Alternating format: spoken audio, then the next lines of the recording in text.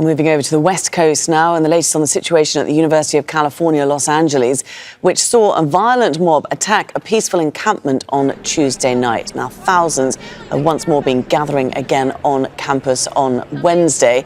Protesters have been rebuilding barricades around their camp. Overnight, some attackers waved Israeli flags as they assaulted demonstrators, in some instances with sticks. Police have been accused of standing by and failing to protect the students. Let's bring in our correspondent, Rob Reynolds. He joins us now from UCLA in Los Angeles. So, Rob, the protesters there are defying police orders now to disperse. How tense is the situation? Well, it is quite tense. It seems quite tense. The reports from inside the Gaza solidarity camps are that people are trying to keep their spirits up. They're talking to one another about what happens if they get arrested. But what is happening right around me right now, just to fill you in a little bit, I know it's dark, but where we are now is outside of the area where the police are confronting the camp. And we're in amongst these people, and these people are from, apparently many of them from the university, from elsewhere, from the community as a whole, and they are all supporting the Gaza Solidarity campus protesters inside the encampment there. So you can hear the chanting of Free, Free Palestine. People are beating on drums and so forth. Meanwhile, the police, unlike yesterday when a violent mob attacked the encampment out of the blue, the police were nowhere to be seen then for hours, but now the police are out in force, and they are determined, it seems, to dismantle this camp. They've made an announcement that anyone who resists or doesn't leave the encampment will be subject to arrest. So it seems that University of Southern California, the University of California, Los Angeles, beg your pardon, after trying for a few days at least to kind of keep a lid on things and deal with this in a less militarized way than we've seen in, for example, Texas and in Columbia, in New York City. They're decided to move in. Did it have to be this way?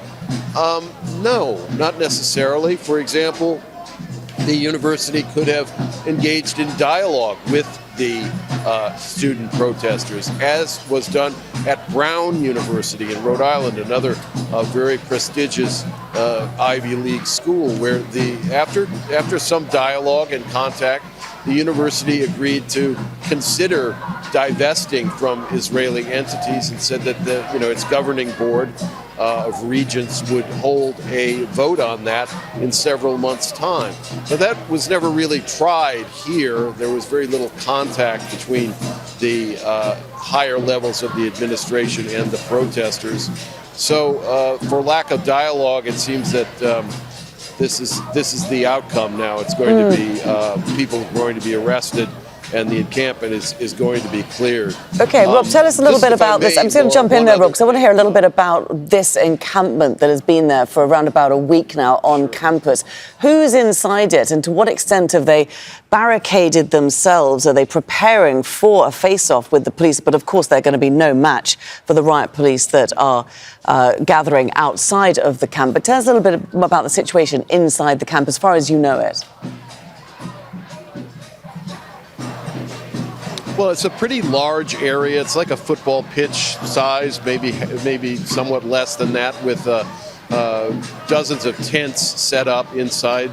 The students and their other supporters, not everyone inside is a student. Even some faculty members have been inside there quite often. They have an organized system of getting food, sanitation. They have a medical tent and so on, which came in handy last night when dozens and scores of students were injured by the Zionist mob that attacked. They have fortified the wall on this side with plywood and wooden pallets attached to the metal barriers. But that, I think, was primarily to deter any further attacks by the pro-Israel assaulting mob. I don't know if the police are going to try and dismantle that from the front. I just don't know. I'm sure if the police see an easier way to go into the camp, they will. Furthermore, I would say from my conversations with the protesters, it is unlikely that they are going to fight the police. And we've seen in past incidents, for example, last week at the University of Southern California, there were a lot of arrests, but the students willingly went without resisting arrest. Of course, it's no fun to be arrested, and I've talked to some of these students. They're young. They're worried about what their parents will think, what their job prospects might be, how they might be affected. So it's a tense and emotional time for them. But I was going to say that if nothing else, this series of student demonstrations in solidarity with Palestine that we've seen throughout the United States over the past weeks have raised the consciousness of the issue of Palestine and Israel's occupation to a level among this generation that it's never been before. And this generation, of course, will go on to eventually occupy more senior posts in business, government, and society. And so that might be the lasting impact of these series of demonstrations, even after all of the tents have been torn down and the Palestinian flags have been trampled in the mud. They certainly have made headlines around the world. OK, for the moment, Rob, thanks very much. We'll keep a close eye on events as they unfold there this night at University of California in Los Angeles. Make sure to subscribe to our channel to get the latest news from Al Jazeera.